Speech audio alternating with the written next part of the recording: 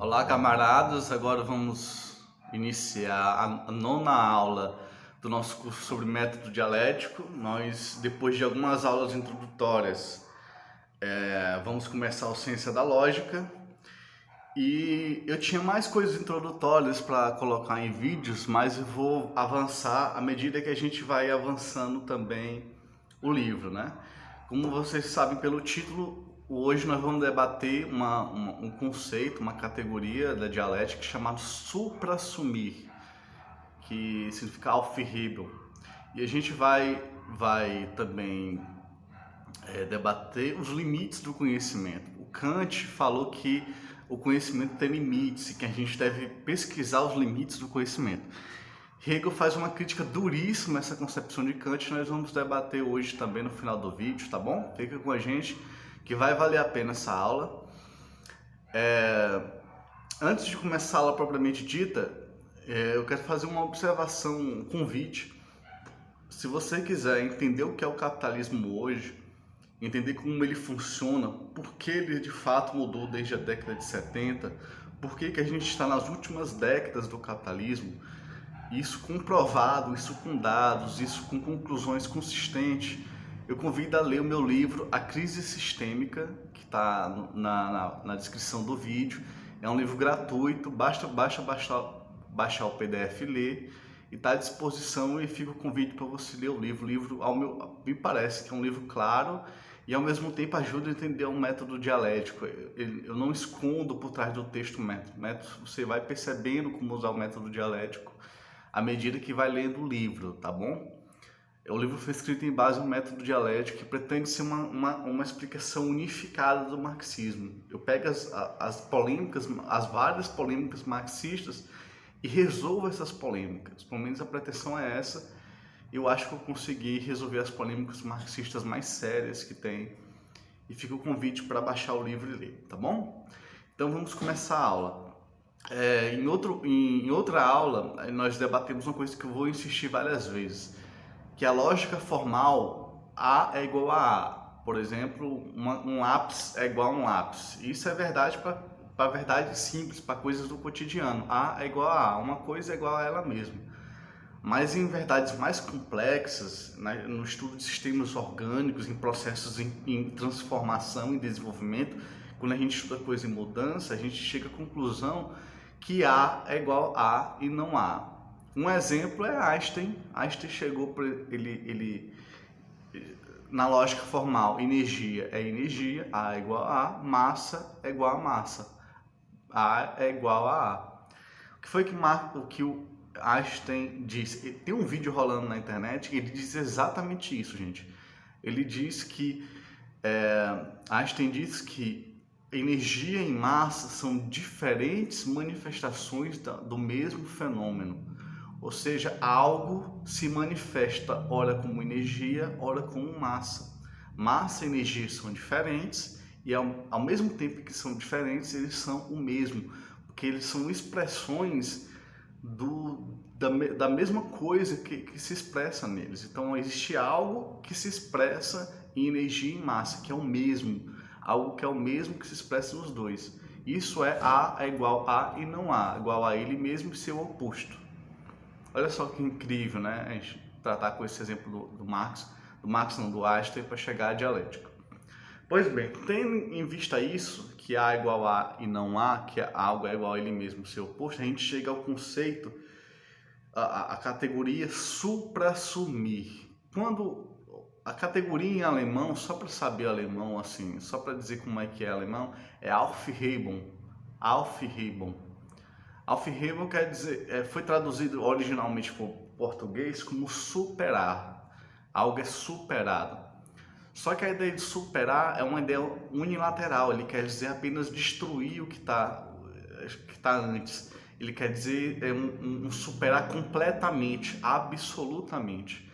Então a palavra superar não ficou muito boa, não expressa muito bem o que é Aufhebung. Uma palavra que chega perto, por exemplo, o pessoal, o dono do canal Isto Não é Filosofia chamou de cessar. Cessar quer dizer cessar não, qual foi a palavra mesmo? Foi suspender. Suspender é elevar, você fica suspenso, e suspender no sentido de tirar. Você foi suspenso da aula. É uma tradução melhor do que superar. Mas a tradução que se consolidou foi a palavra suprassumir. Algo é suprassumido, a palavra suprassumir. É importante. Suprassumir quer dizer, quer expressar a palavra em alemão aufheben em três sentidos. Um é elevar, algo é elevado, algo é guardado, ou seja, ele é preservado, ele é guardado. É importante ter isso em mente, esse significado de guardado, de preservado. E três, ele é por fim, ele cessa, ele é destruído, vamos dizer assim. O alemão tem uma palavra que é aufheben, que traduz como suprassumir, que tem três significados que são opostos. Uma mesma palavra tem significado, isso é dialético. Uma mesma palavra tem significados opostos, significados contraditórios. É tanto elevar, quanto guardar, quanto destruir. Você está preservando, guardando e está destruindo. Você está destruindo, ao mesmo tempo está elevando. Então, suprassumir é isso, elevar algo, guardar algo e destruir algo. E é os três ao mesmo tempo. Eu vou dar o exemplo. O Hegel destaca o significado de guardar, de conservar, porque quando você guarda algo, você já está transformando esse algo, você está tirando ele da relação imediata dele, do lugar imediato dele, você está guardando, você já não está preservando ele totalmente, você ao mesmo tempo preserva e ao mesmo tempo altera, porque você está guardando, você está conservando, você está alterando ele à medida em que o conserva. Olha só, a próprio significado de conservar já tem tanto o significado de conservar quanto o significado de alteração. Então, conservar já tem esse duplo significado, né? Então, o primeiro exemplo que eu posso dar para entender o que é suprassumir, o que é aufheben, é dado pelo texto da coleção Primeiros Passos. A coleção Primeiros Passos ficou famosa por fazer livros pequenos, introduzindo ideias. Aí tem um livro que é a Introdução à Dialética, né? Que é da coleção Primeiros Passos. E tem dizendo o seguinte: para entender o que é suprassumir, basta olhar o trabalho. O que é que faz o trabalho? A matéria-prima está aqui, o trabalho altera essa matéria-prima. E essa matéria-prima é transformada numa mercadoria. Essa mercadoria significa a destruição da matéria-prima. A matéria-prima não se conservou, mas ao mesmo tempo se conservou na mercadoria que foi produzida. O trabalho pegou a matéria-prima e a conservou na mercadoria na qual foi transformada, mas ao mesmo tempo destruiu a matéria-prima e ao mesmo tempo elevou a matéria-prima a algo superior. Olha só, o trabalho fez com que a matéria-prima se conservasse, ao mesmo tempo se destruísse e ao mesmo tempo se elevasse numa mercadoria. Isso é suprassumir. O segundo exemplo, para deixar claro o que é suprassumir, é a passagem do capitalismo para o socialismo. O socialismo destrói o capitalismo, isso é fato. Mas ao mesmo tempo ele preserva as conquistas do capitalismo. Por exemplo, o desenvolvimento do maquinário, o desenvolvimento da ciência. O socialismo preserva as conquistas do capitalismo. Ou seja, por exemplo, o capitalismo tende a ser destruído, o capitalismo tende a extinção da humanidade, se destruir junto com a humanidade. Se o socialismo salvar a humanidade, ele salva também as conquistas do capitalismo. Então, o socialismo destrói o capitalismo, mas ao mesmo tempo ele preserva o capitalismo, ele guarda os elementos do capitalismo dentro de si. E ao mesmo tempo eleva o capitalismo a outro patamar. Eleva aquilo que está no capitalismo para outro patamar. Então, são três significados. Elevar, o suprassumir ou aufheben em alemão, é elevar, é guardar. Iniciar guardar, você já está alterando o objeto. E ao mesmo tempo é um destruir, um cessar, um por fim. São esses três significados que são opostos, mas eles estão na mesma palavra e estão juntos na realidade. Na realidade acontece de fato os três ao mesmo tempo. Entendido isso, se necessário, volta o vídeo e tudo mais, que isso vai ficar claro. Entende que algo que se supra-sumiu, que se elevou, ele é um mediado, ele não é um imediato, não é um imediato, ele é um mediado, ele tem uma mediação, tá? Por quê? Por exemplo, para ter a mercadoria, você precisou da mediação, a mercadoria aparece como um imediato, mas para haver a mercadoria é preciso haver a matéria-prima e o trabalho e as ferramentas que fazem a mercadoria. Então a mercadoria aparece como imediato, mas ele é mediado. Ele só existe porque houve a mediação de uma relação em que a matéria-prima foi transformada em mercadoria, certo? O socialismo é imediato ou é mediado? Ele é mediado, ele não é imediato. Ele aparece como imediato quando ele surgir, mas ele só existiu porque houve o desenvolvimento do capitalismo, ele não é imediato, certo? Isso é importante entender porque a gente estudou na aula passada o puro ser e o puro nada, que são o mesmo, eles são diferentes, mas são o mesmo ao mesmo tempo. O puro ser e o puro nada, eles são imediatos, ou seja, não há nada que gera eles, não há nada atrás deles, não há nada que é fonte deles, não há nada que se transformou para gerar eles. O puro ser e o puro nada são imediatos. E eles são supra-sumidos, ou seja, eles são a mediação para formar outra coisa imediata, que é o que a gente vai estudar na próxima aula, que é o ser aí. Mas olha só, aquilo que é supra-sumido, ele se torna um mediado, ou seja, ele teve uma origem, vamos dizer assim, tá? Já o ser e o nada são imediatos, não são imediatos, eles não têm nada atrás de si, nada que o originou. Compreendido isso, isso é importante entender. A palavra supra-sumir, que em alemão é Aufhebung, é comum na língua alemã. Não é uma palavra assim extraordinária, rara, como supra-sumir em português. Aufhebung é uma palavra do cotidiano e é uma palavra riquíssima, né? Riquíssima, que é elevar algo ao mesmo tempo, guardar algo e ao mesmo tempo destruir algo. As três coisas ao mesmo tempo. É uma concepção dialética. Isso entendido, agora vamos passar para o segundo assunto para concluir o vídeo, tá bom? Kant disse que a ciência de Kant, tinha como, bem antes de Kant, na verdade, e o marxismo e o hegelianismo focavam no objeto. Nós temos que saber o que o objeto é. O objeto da pesquisa você se gira para o objeto para descobrir o que é o objeto. Kant, ele botou o sujeito no centro do trabalho científico e filosófico, não o objeto. Ele disse o seguinte, nosso pensamento tem limites.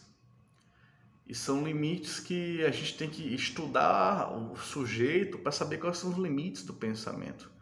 Até hoje se influencia, no site do Universo Racionalista, por exemplo, tem isso, que a mente tem limites e tudo mais, e o que diz o marxismo e o hegelianismo é o seguinte, não existem esses limites. Em primeiro lugar, Hegel responde o seguinte, se você quer saber os limites da capacidade do homem conhecer o universo, conhecer o mundo, você tem que conhecer o mundo, você tem que tentar conhecer o mundo.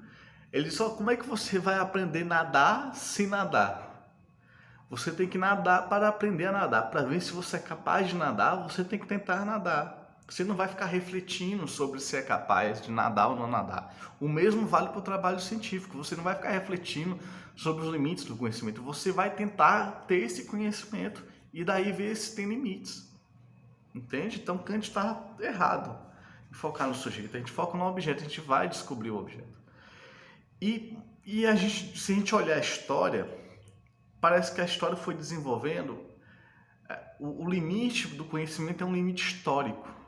Ou seja, o homem hoje tem mais capacidade de conhecer o mundo do que o homem da Grécia. Então, há um desenvolvimento histórico da capacidade do homem de descobrir o mundo. Há um desenvolvimento filosófico, um desenvolvimento científico, é um desenvolvimento social e é um desenvolvimento da técnica, dos meios de conseguir dados empíricos, os satélites e tudo mais, né? Que a gente tem, os observatórios que a gente tem hoje, que são ultramodernos e tudo mais.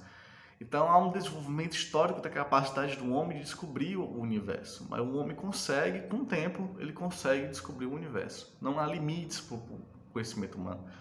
Quando se pensa nos limites do conhecimento humano, quer dizer que o ser humano vai descobrir tudo, cada fenômeno da biologia, cada fenômeno da física. Não. Basta saber as leis centrais, as leis universais. De forma que você lida com um fenômeno totalmente singular, você consegue ligar aquele fenômeno nas leis gerais. Então, você saber as leis do funcionamento da vida, as leis do funcionamento do universo, as leis do funcionamento da vida social, você consegue saber o geral, né? Quais são as leis do funcionamento. Então, quando você lida com um fenômeno muito específico, como a inflação, você sabe explicar aquilo. Por mais que aquilo seja inédito e único, porque você tem uma compreensão geral do que é aquele objeto de estudo. Por outro lado, é claro que o indivíduo tem limites no seu conhecimento, mas a humanidade não tem limites em si. Se a gente vê em forma de coletivo, o conhecimento não tem limites. Para o indivíduo, sim, tem algum limite, por mais que ele possa, como eu disse, conhecer as leis gerais do funcionamento da realidade. E isso é o bastante. Isso é o bastante. Só que o conjunto da humanidade consegue ter muito conhecimento, mas muito conhecimento mesmo. Então, com o tempo, a gente vai descobrindo como a realidade é. E a gente vai, por aproximação, se aproximando cada vez mais da verdade. Cada vez mais um conhecimento mais exato da realidade. E exato o bastante para compreender a realidade. Tal como ela é. Exato o bastante, tá certo? Por aproximação. Então, não existe limites do conhecer, limites absolutos do conhecer. Nós podemos conhecer o mundo tal como ele é. Só que isso depende de condições históricas, de condições filosóficas, de condições técnicas que vão evoluindo e tal, e a humanidade vai construindo esse conhecimento. Tá bom? Então, concluímos aqui a aula. Você, se necessário, volta ao vídeo para entender o que é suprassumir, o que é Aufhebung e o que é os limites, o suposto limites do conhecimento, a incapacidade de conhecer o mundo. A gente consegue conhecer o mundo e essa capacidade de conhecer o mundo se desenvolve na história, tá bom? Até mais, a gente vê no próximo vídeo.